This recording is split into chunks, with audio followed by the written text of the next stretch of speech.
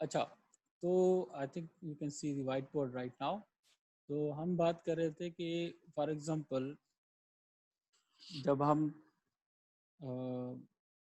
Shifting कर रहे हैं, हम शिफ्टिंग कर रहे हैं टुवर्ड्स राइट, ठीक है, ये हमारा लेफ्ट है, ये हमारा राइट है, ठीक है। तो उसमें जो बिट स्वैपिंग होती है, ठीक है, बिट स्वैपिंग होती है, या स्वैपिंग तो सही लफ्ज़ नहीं है, जो बिट ट्रांसफ़र होती है, जो जिसको हम कहते हैं ना कंकरेंट डेटा ट्रांसफ़र होता है, ठीक है। तो ये D3 है, ये D2 है, सॉरी D1 है, सॉरी, ठीक है। ये हमारे पास 4 बिट शिफ्ट रजिस्टर है, और ये वाला शिफ्ट रजिस्टर हमारे D0 को स्टोर कर रहा है, ये D1 को स्टोर कर रहा है, ये D2 को स्टोर कर रहा है, ये D3 को स्टोर कर रहा है। ओके, अब हम क्या करना चाहते हैं, हम लेफ़्ट टू राइट शिफ्ट करना चाहते हैं, ठीक है। जब लेफ़्ट टू राइट शिफ्ट होती है तो इसका ये मतलब होता है कि लेफ़्ट से कोई बाहर से डेटा आएगी, ठीक है। तो बाहर वाले इनपुट पोर्ट को हम क्या कहते हैं, हम यहाँ पे उसका नाम दिया हुआ है सीरियल इन। तो D3 data will move to D2, ठीक है। D3 किसके पास चली जाएगी, D2 के पास चली जाएगी। D2 will right shift to D1 plus, D1 data will right shift to D0 plus, okay. And where will the D0 go? D0 will go outside, किसकी तरफ चली जाएगी, S out की तरफ चली जाएगी, मतलब ये डिस्पोज हो जाएगी, ठीक है। तो अगर इसको वेरिलॉग के फॉर्म में लिखें, इस सारी इक्वेशन को, रिप्लेसमेंट को अगर वेरिलॉग के फॉर्म में लिखते हैं तो हम कैसे लिखते हैं इसको हम लिखते हैं ऐसे, ठीक है, SN, ठीक है। और इसको ऐसे लिख सकते हैं, ठीक है, SN D3 D2 D1, ठीक है। एक ये तरीका है लिखने का, ठीक है। अगर इससे भी आसान तरीका बनाना है तो इसको कैसे लिखेंगे, अगर इससे भी आसान बनाना है तो इसको ऐसे लिखेंगे, ठीक है। If we are recording, yes we are recording, इसको हम लिखते हैं S1, और इसको लिखते हैं फिर से हम, या ऐसा ही कोई लिखते हैं,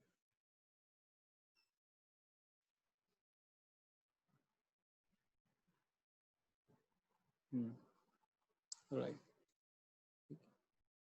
इसको लिखते हैं 3 से लेकर 1 तक, ठीक है। तो इस इक्वेशन का मतलब क्या है, इसी इक्वेशन का मतलब यही है कि इस डेटा को रिप्लेस कर दिया, ठीक है। मतलब लेफ्ट से लेकर राइट की तरफ शिफ्टिंग हो गई है, ठीक है।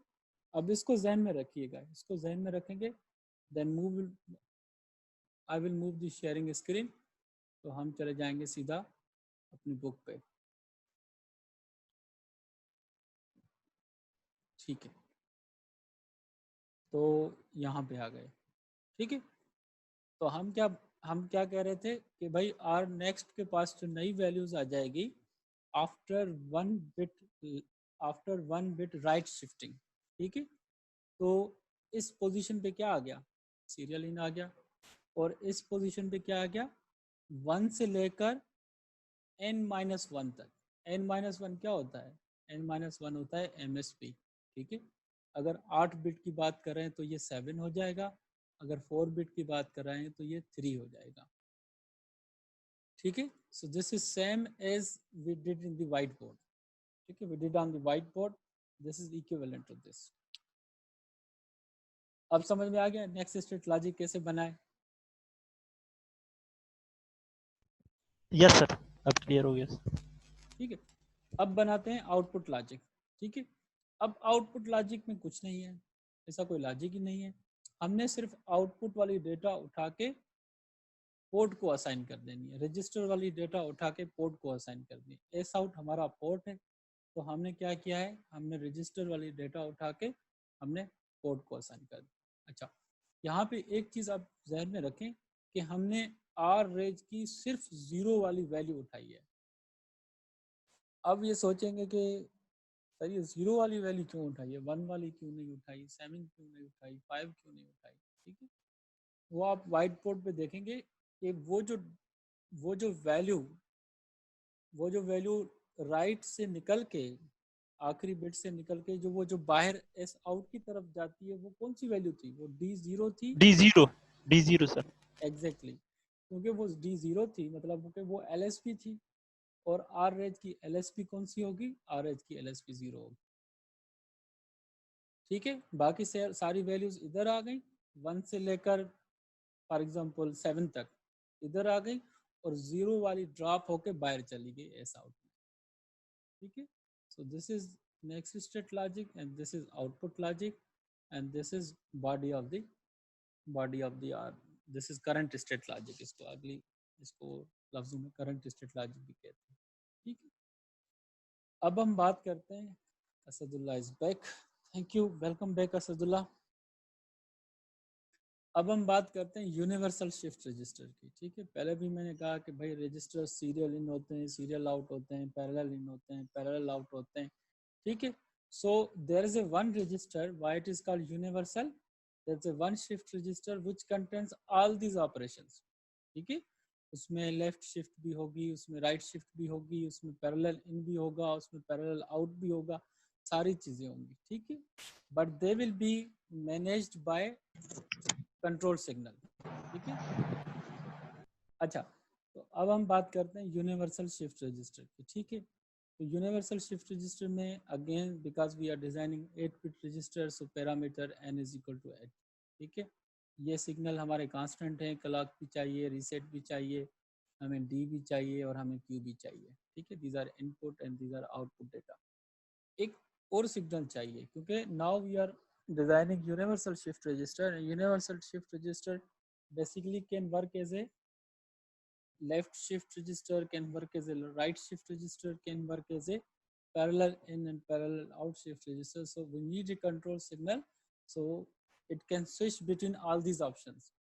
Okay, so this is a control signal, it's a 2-bit control signal, means we can have a 4 options. ठीक है, 4 डिफरेंट ऑप्शंस में हम स्विच कर सकते हैं। अच्छा, आगे चल के हमने ये इंटरनल रजिस्टर्स डिज़ाइन किए, सिंपल रेज 0 to n-1, एक रजिस्टर हमने आर रेज डिज़ाइन किया, दूसरा आर नेक्स्ट डिज़ाइन किया। ठीक है, उसके बाद बॉडी डिज़ाइन की, बॉडी वही सेम है जो पिछले रजिस्टर्स में है। ठीक है, और उसके बाद जो असल जो मार्का होता है वो मार्का होता है आपका नेक्स्ट स्टेट लॉजिक में।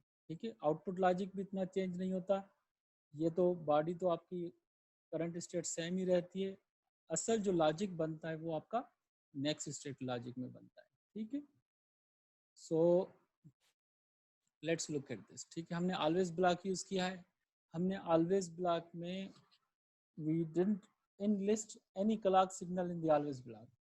Okay, and everybody knows that why we haven't mentioned clock here, because next state logic is a combinational logic, that's why we don't need to put clock here. Second, अभी हमारे पास क्या है कि भाई जैसे हम सी में पढ़ते थे कि आपके पास जब कंडीशनल स्टेटमेंट आती हैं तो आपके पास पहले सिंपल कंडीशनल स्टेटमेंट आती है, इफ आती है। ठीक है, उसके बाद इफ एल्स आती है।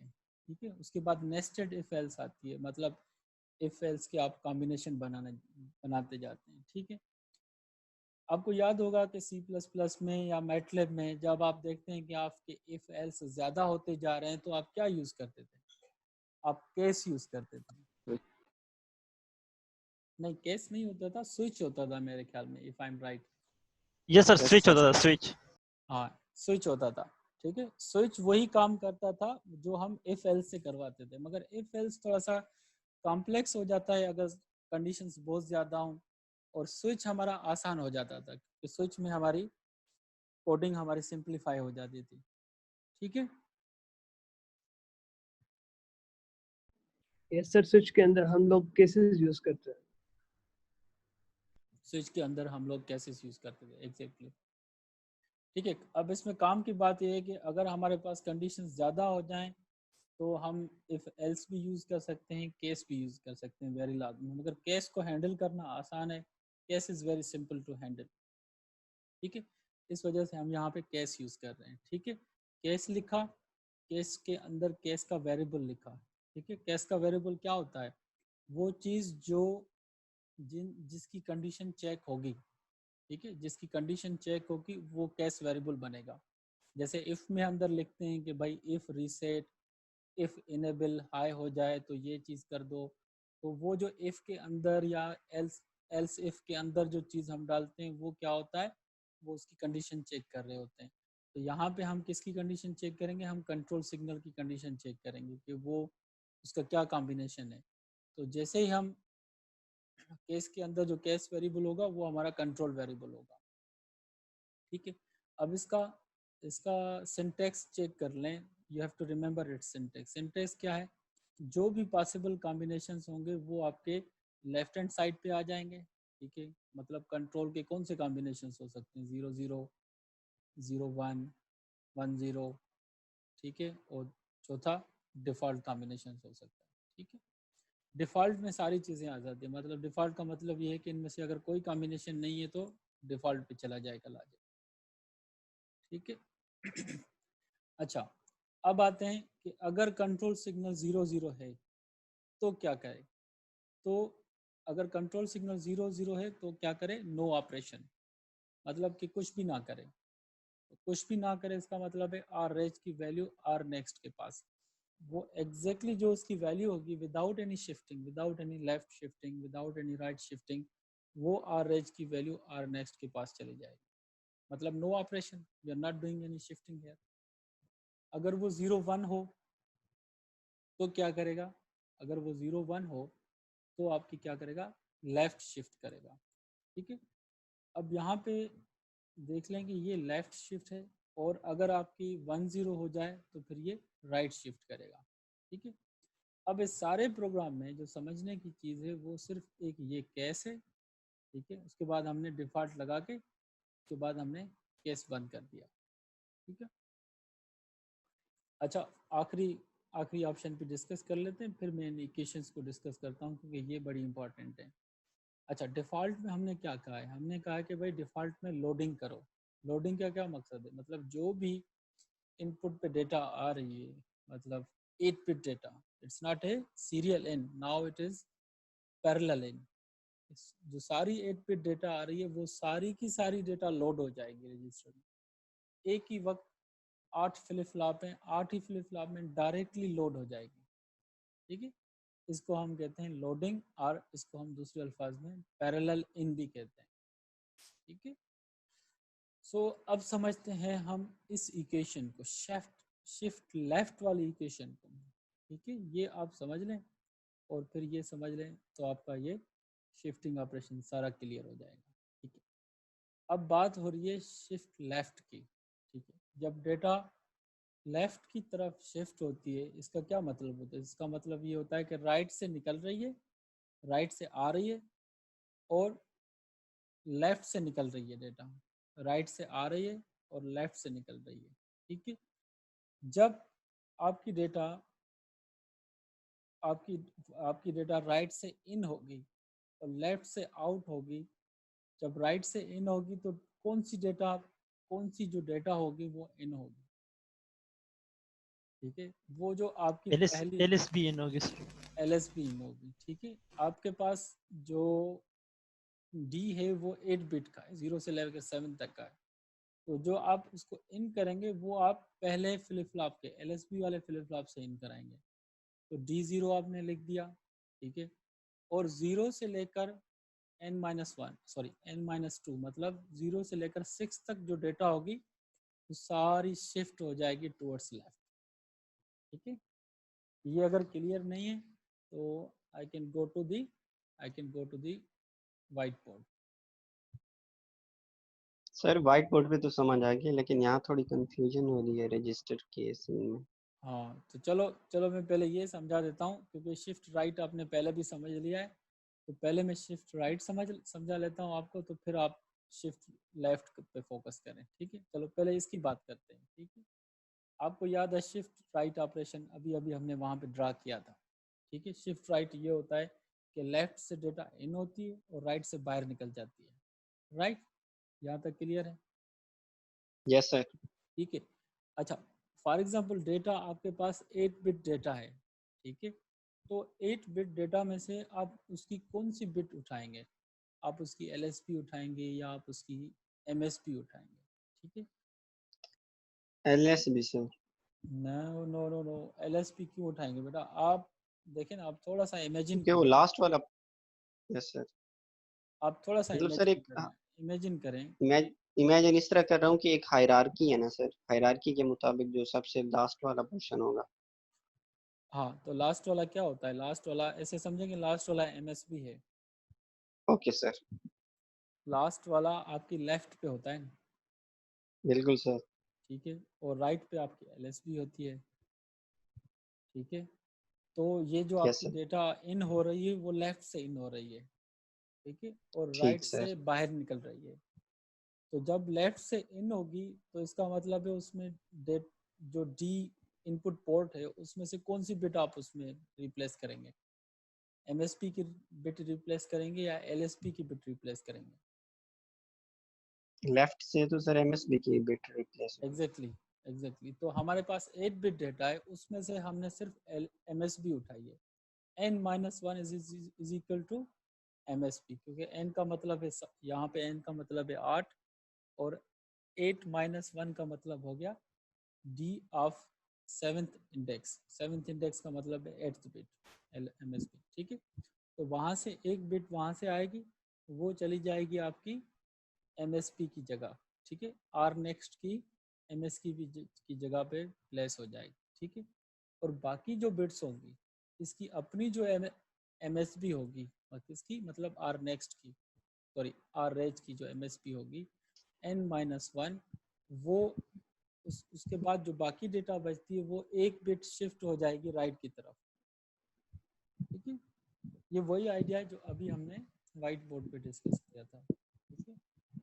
इधर कहीं तो हम switch to white board again. मैंने अज्यूम किया है कि हमारे पास, फॉर एग्जांपल मैं 4 ड्रा करता हूँ और आप अज्यूम कर लीजिएगा कि दिस इज स्केलेबल। हम इसका 8 फिर माइंड में इमेजिन कर लेंगे, ठीक है। तो ये इसका D है। मैं क्लॉक ड्रा नहीं करूँगा, ठीक है, आप खुद समझ जाइएगा। ये इसका D है और ये इसका Q है, ठीक है। और इसका Q इसके D में जा रहा है और इसका Q फिर इसके D में जा रहा है और इसका Q फिर इसके D में कनेक्टेड है, ठीक है। सबको क्लॉक जा रही है, सबको रीसेट जा रही है। It's common clock common reset, right. तो अच्छा, इसमें एक चीज़ आपको जहन में रखनी है कि इसकी जो सबकी जो D वैल्यूज़ हैं, D पोर्ट्स हैं, ठीक है, ठीक है। अब इसका ये D0 है और ये इसका D1 है, सॉरी ये इसका D3 है और ये इसका D2 है, ये इसका D1 है और ये इसका D0, ठीक है। अब अज्यूम ऐसा करें कि ये जो फ्लिप फ्लॉप्स हैं ये सीरियली एक्सेसिबल भी है और ये पैरेलली एक्सेसिबल भी है, ठीक है। मतलब हम ये हमारे पास इतनी डेटा आती है, एक ही टाइम पे सीरियल डेटा नहीं आती, हमारे पास पैरेलल डेटा आती है। उस डेटा में से सेलेक्ट करके हमने सीरियल शिफ्टिंग करनी है, हमने लेफ़्ट शिफ्टिंग और राइट शिफ्टिंग करनी है, ठीक है। मैं यहाँ से इसको S आउट लिख देता हूँ और यहाँ से मैं इसको SN लिख देता हूँ, राइट। अच्छा, अब हम इसको फॉर एग्जांपल करंटली मेरे पास ये पड़ा हुआ है D3 पड़ा हुआ है, D3 नहीं लिखता मैं इसको नाम दे देता हूँ A3। इसमें A2 पड़ा हुआ है, इसमें A1 पड़ा हुआ है और इसमें A0 पड़ा हुआ है, ठीक है। अच्छा, अब मैं चाहता हूँ कि मैं इसको राइट शिफ्ट करूँ। तो राइट शिफ्ट से मैं डेटा इसमें से कहाँ से उठाऊँगा? अब मुझे ये बताएं, D3 से उठाऊँगा, D2 से उठाऊँगा, D1 से उठाऊँगा या D0 से उठाऊँगा? D3 से सर। D3 से सीरियल इनको अभी थोड़ा सा इसको इग्नोर कर दें, सीरियल इनको, ठीक है। D3 से उठाऊंगा तो इस जगह पे आ जाएगा D3, तो यस सर। A2 की जगह पे आ जाएगा जी A3, A2 की जगह पे आ जाएगा यस सर। A3, A1 की जगह पे आ जाएगा A2 और A0 की जगह आ जाएगा A1, ठीक है। और A0 कहाँ पे चला जाएगा, एस आउट कुछ मिल जाएगा, ठीक है। मैं इसको लिख देता हूँ कि ये बाहर चला जाएगा एस आउट की तरफ। अच्छा, अब इस चीज़ को आप अभी जहन में रखें, ठीक है। अभी हम वापस जाएंगे उस कोड की तरफ जाएंगे, ठीक है। तो हमने क्या लिखा है, हमने बेसिकली क्या कहा है, हमने कहा है कि भाई इस इक्वेशन को हमने लिखा है कि यहाँ से D3 उठाओ और उसके बाद A3 और उसके बाद A2, उसके बाद A1, उसके बाद A0, सॉरी उसके बाद A1, ठीक है। अच्छा, इसको और भी सिंप्लीफाई कर दो। इसको और सिंप्लीफाई कैसे करोगे भाई, आप लिखो D3, ठीक है। D3 को मैं इंडेक्स में लिख देता हूँ, ये D3 हो गया।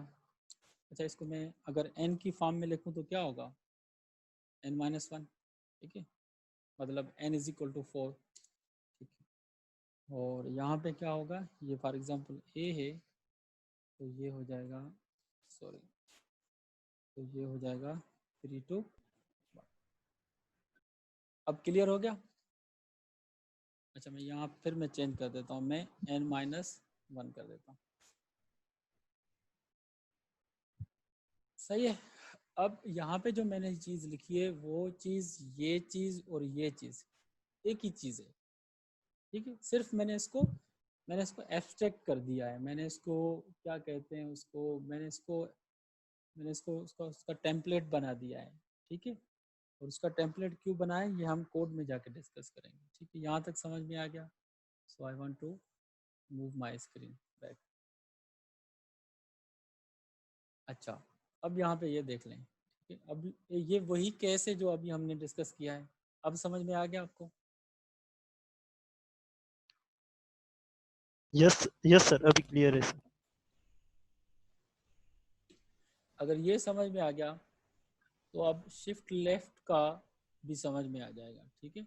शिफ्ट लेफ्ट से क्या होगा, डेटा हम सिर्फ D0 वाली उठाएंगे, क्योंकि डेटा अब यहाँ से आ रही है, राइट से आ रही है और लेफ्ट की तरफ जा रही है। जब राइट से आएगी तो D0 से डेटा पिक करेंगे।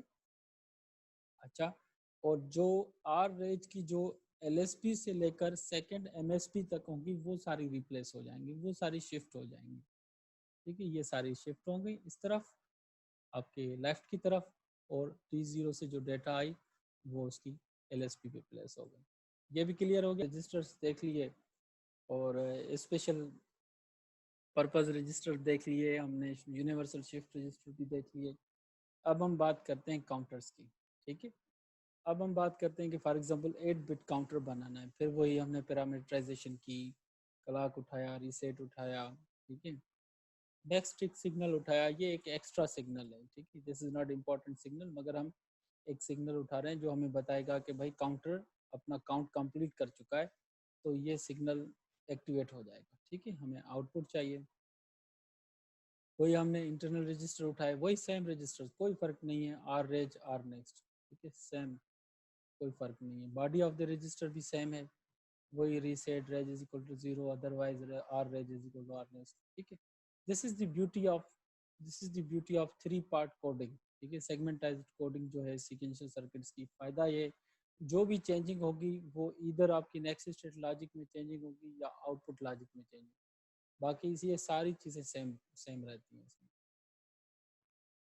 अच्छा, अब इसमें नेक्स्ट स्टेट लॉजिक क्या है, नेक्स्ट स्टेट लॉजिक इसका बहुत सिंपल है। वो कहता है कि भाई जो इसकी करंट वैल्यू है उसमें 1 ऐड करो तो ये इसकी नेक्स्ट वैल्यू हमें मिल जाएगी, ठीक है, वेरी सिंपल। बात करते हैं कि भाई इसका नेक्स्ट स्टेट लॉजिक क्या है, कि उसकी करंट स्टेट में इंक्रीमेंट करते जाओ, ठीक है, तो हमें नेक्स्ट स्टेट हमारी मिल जाएगी, ठीक है, दैट्स इट। आउटपुट लॉजिक क्या है, आउटपुट लॉजिक भी वेरी सिंपल है भाई, जो आपकी आर एच की वैल्यू है वो क्यू को असाइन हो जाएगी, ठीक है, दैट्स वेरी सिंपल। अच्छा, ये जो मैक्सटिक सिग्नल है ये एक एक्स्ट्रा सिग्नल है, इसमें ये कहता है कि जब आपकी आपको याद होगा हमने डेटा फ्लो में हमने किया था कंडीशनल ऑपरेटर यूज किया था, ठीक है। उसमें ये होता था टर्जरी सर, टर्जरी। हाँ, टर्नरी ऑपरेटर यूज किया था, उसमें कंडीशनल ऑपरेटर था। अच्छा, उसमें हम ये कहते हैं कि अगर ये कंडीशन ट्रू हो जाए तो क्या होगा, तो max tick is equal to 1 हो जाएगी, otherwise max tick is equal to 0 हो जाएगी। तो ये कंडीशन क्या कहती है, ये कंडीशन ये कहती है कि जब आर रेज की value 2 raise to power n-1 हो जाए, मतलब जितने भी उसके काउंट्स बनते हैं, 4 बिट है तो 0 to 15 बनते हैं, अगर 3 बिट है तो 0 to 7 बनते हैं, तो ये वो वैल्यू है। अगर आर रेज की वैल्यू मैक्सिमम काउंट तक पहुंच जाएगी तो आउटपुट में 1 चला जाएगा, अदरवाइज आउटपुट 0 रहेगा, ठीक। तो मैक्स टिक क्या बताएगी, मतलब मैक्सिमम टिकिंग हो गई है। काउंटर क्या करता है, टिक करता है, टिक टिक टिक टिक टिक टिक 0 1 2 3। तो जब मैक्सिमम टिकिंग हो जाएगी तो ये हमें हमें बताएगा कि ये भाई ये मैक्सिमम टिक हो गया।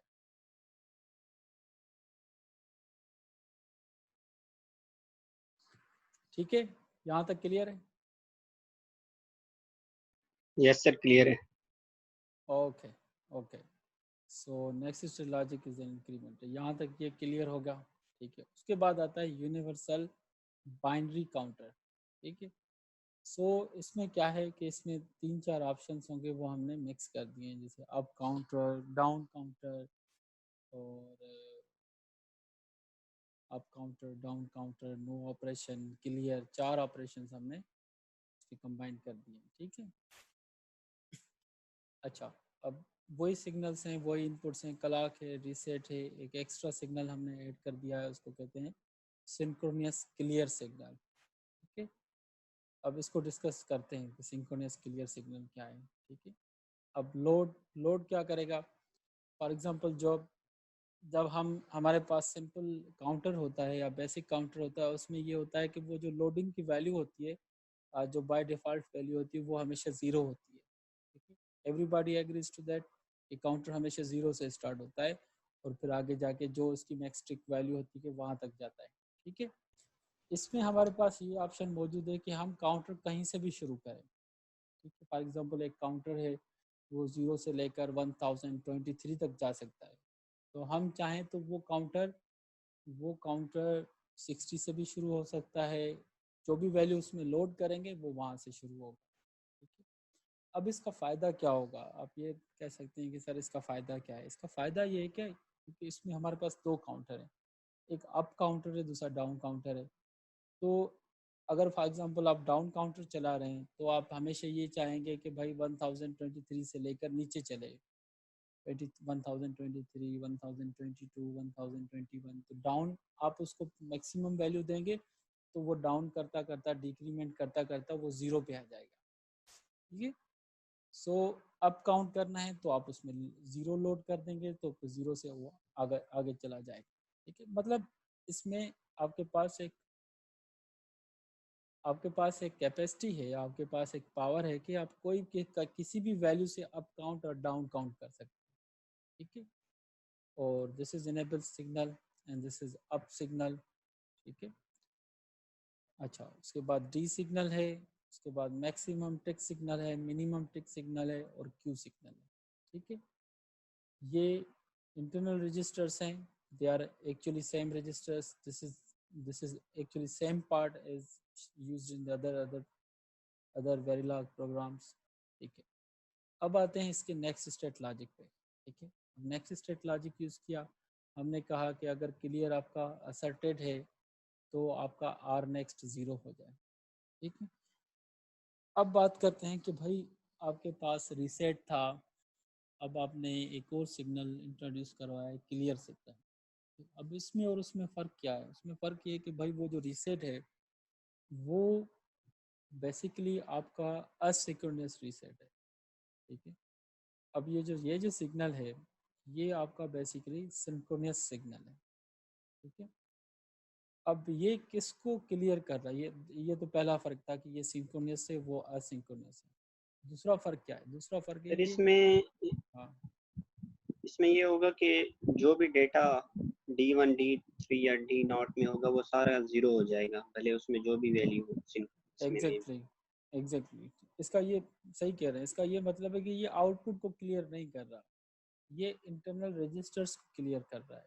ठीक है, मतलब इंटरनल स्टेट जो है वो कहीं पे जा रही है, यहाँ पे आ रही है, यहाँ पे आ रही है, तो वो उसको क्लियर कर देगा। ठीक है, तो डायरेक्टली आउटपुट को क्लियर नहीं करेगा, एक ये फ़र्क है।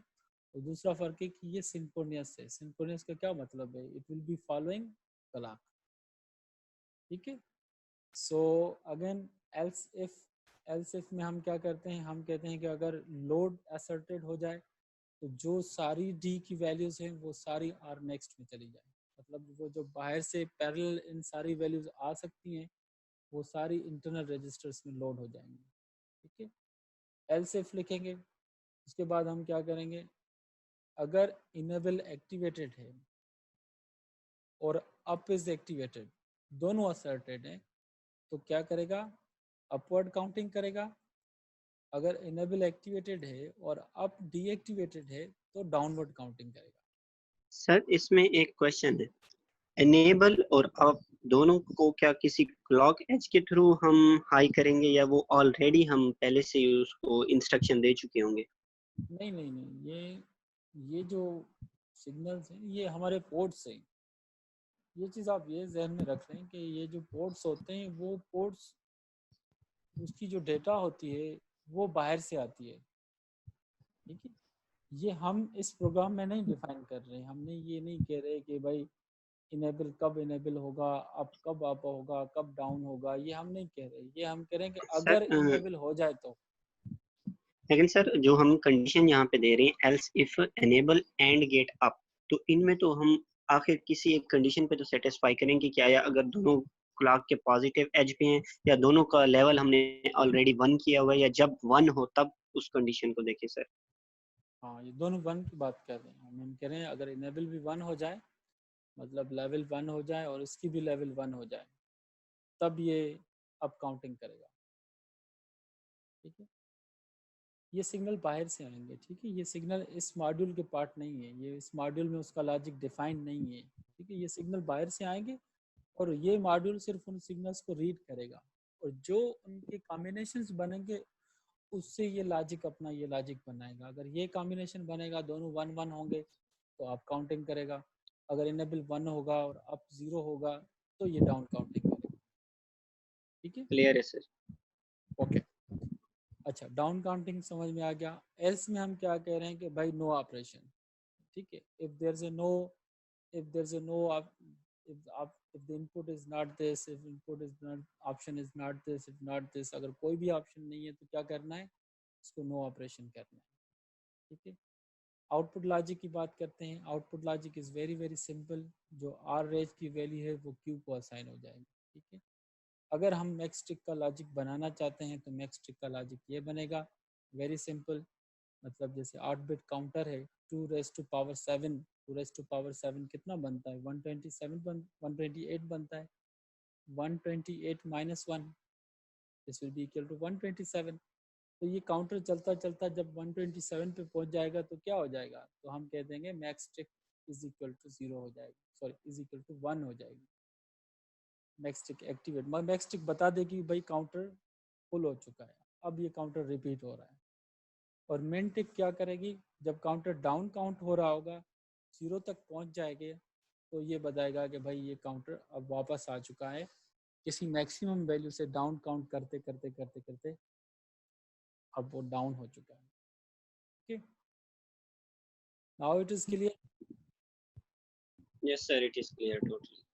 अच्छा अच्छा, अब क्या करते हैं हम, ये जो फाइनल एग्जांपल है दिस, सर ये काफी है मैं सर, हाँ प्लीज नहीं सर नहीं मैं बस कर दें।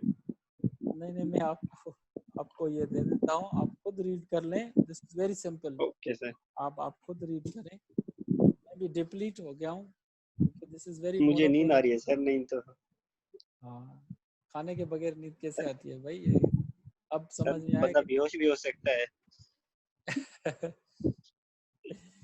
कमर